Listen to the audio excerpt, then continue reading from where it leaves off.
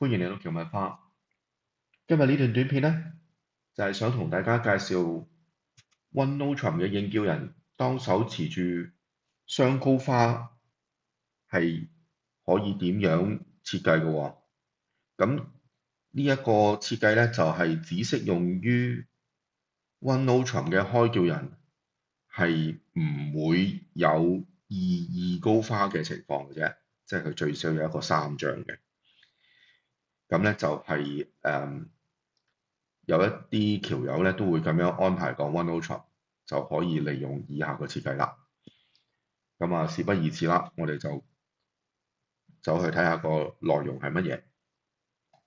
咁呢度咧就有4張葵線、4張紅心， 4張葵線、5張紅心，5張葵線、4張紅心，5張葵線同5張紅心。咁呢個咧就係我哋所謂嘅4/4高花同埋5/4高花同埋5/5高花嘅安排啦。咁當然有相應唔同嘅排列啦。咁有約牌啦、邀請排列啦、進局啦，同埋試灌甚至上灌嘅排列。咁咧就呢一個設計咧，就係可以應付到以上所有列出嚟嘅牌型嘅。咁啊，睇下可以點樣搞啦。咁如果係4/4高花，而手牌係約牌嘅咧，咁我哋就 pass 喎。咁即係就打 OneNote 啦，因為只係得4/4啫。咁就記住約牌嘅時候咧，就千祈唔好走去試一試個 statement。係點解咧？當開叫人搭 two diamond， 即係冇高花嘅時候咧，而自己係譬如4/4-2/3牌型咁樣，咁就變成企咗喺度㗎啦，又唔可以叫 two note 邀請，因為手牌冇邀請嘅牌力，只係得約牌嘅牌力，又唔可以叫3個 note。咁而短 diamond 咧，亦都唔接受到 pass 打 two diamond 咁樣，咁所以咧4/4高花嘅時候咧，約牌就 pass 啦。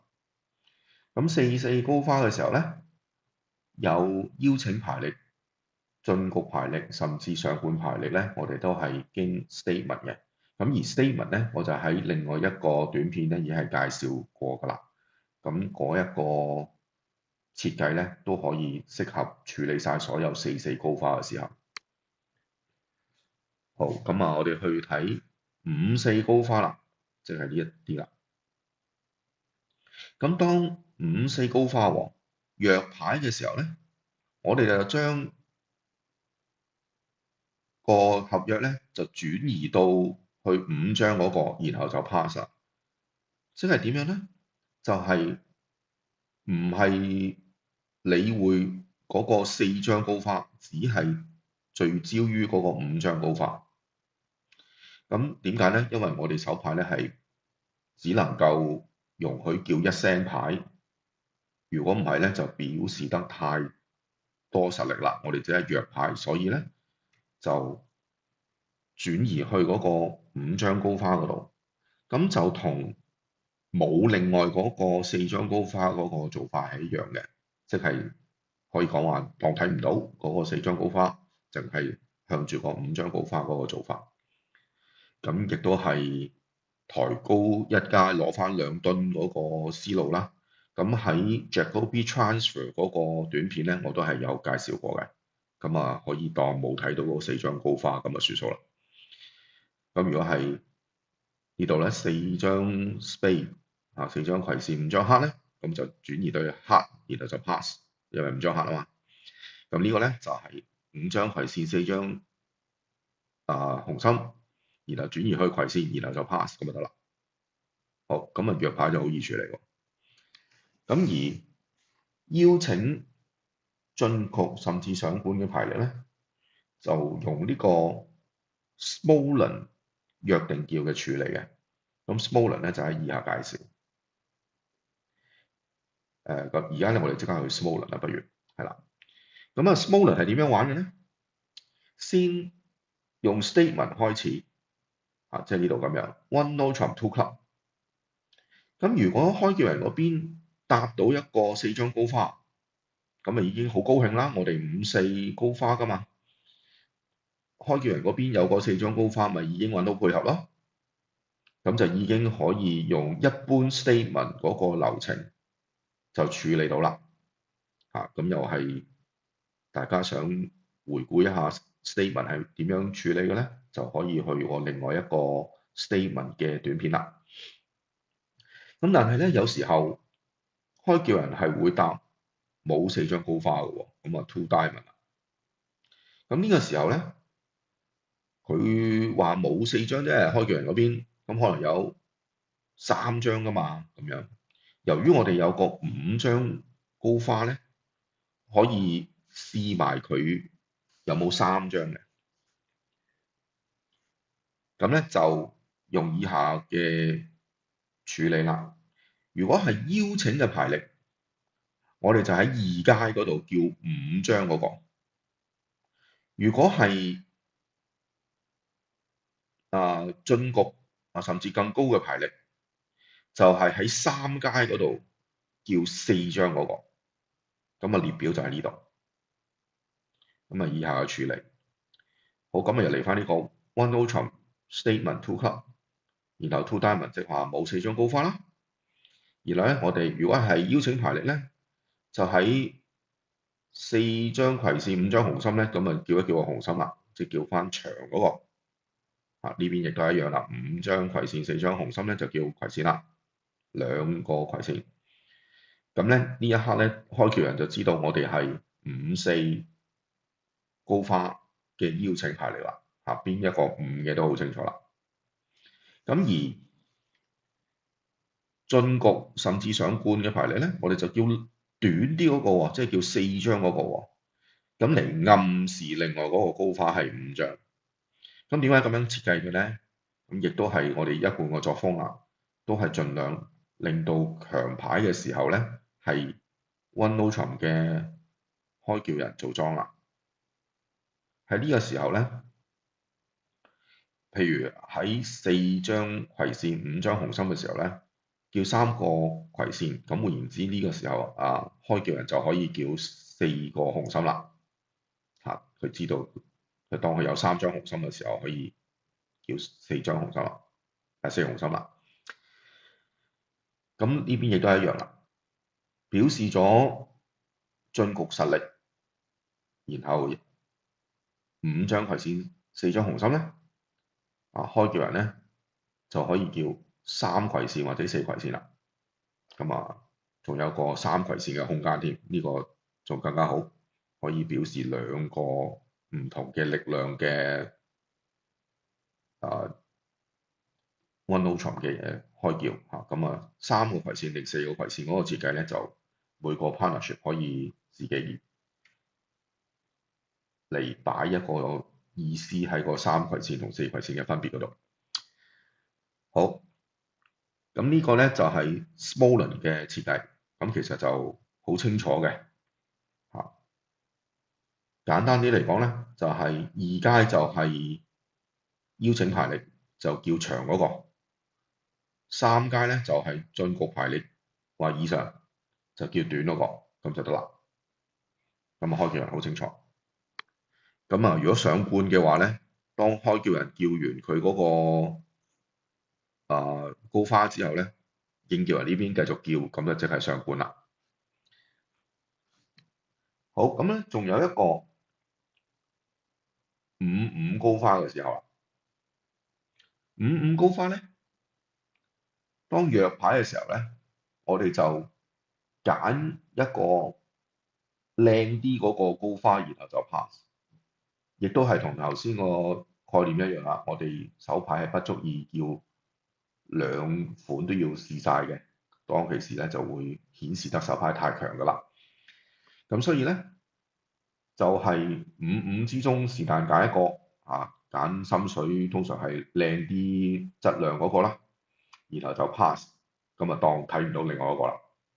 咁亦都係一如以往，都係夠呢個開叫人唔使打 one no trump 嚇，咁可以打兩個兩個高花嘅，有5張就可以轉移啦。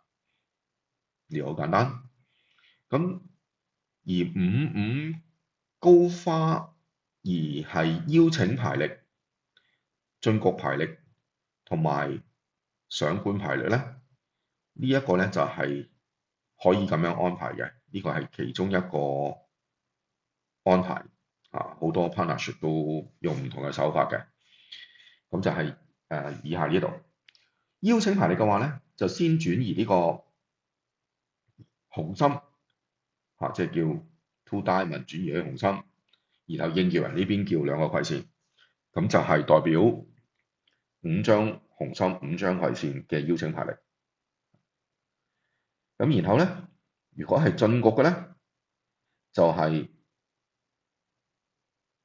轉移去葵扇，然後叫4個紅心，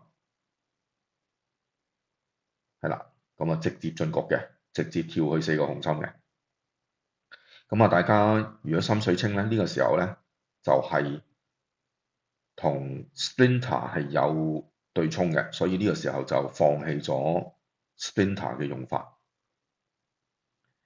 咁原因係乜嘢咧？如果應叫人嗰邊係長將而 Splinter 咧，通常個用處係不大嘅，所以我哋就唔用呢個應叫人長將嗰邊做 Splinter。好，咁啊，進冠嘅時候咧，就係先轉移去葵扇，然後就叫3個紅心，咁就係愛嚟分別唔同力量嘅5嘅。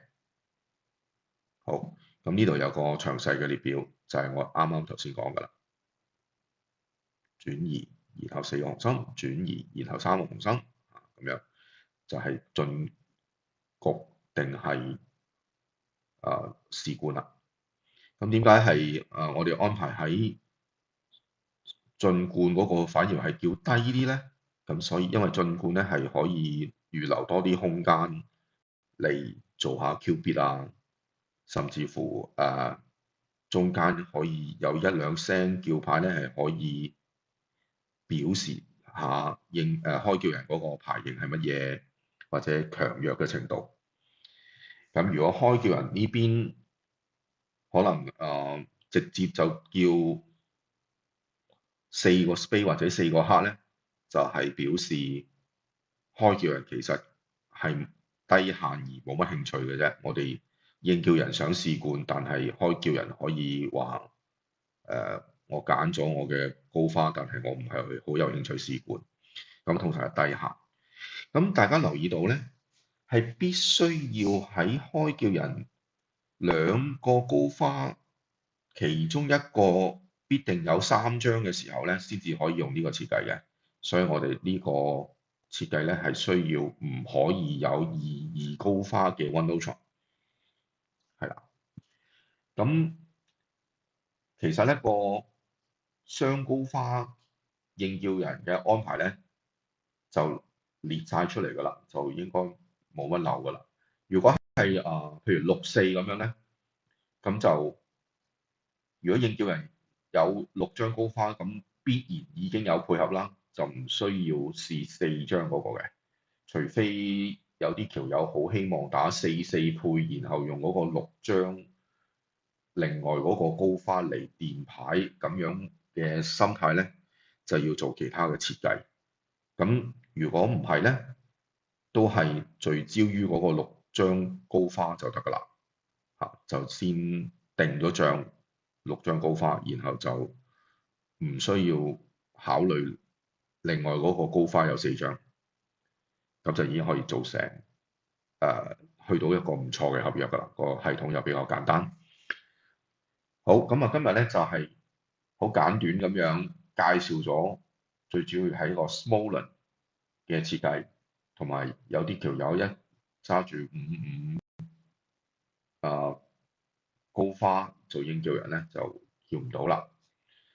咁我哋曾經咧都試過有另一個約定叫做 Weisberger 咁樣嘅，就係去到呢個位嘅時候咧，先 statement，然後 two diamond 就叫個 three diamond 咁樣咧嚟處理呢個5/5高花嘅。咁後來咧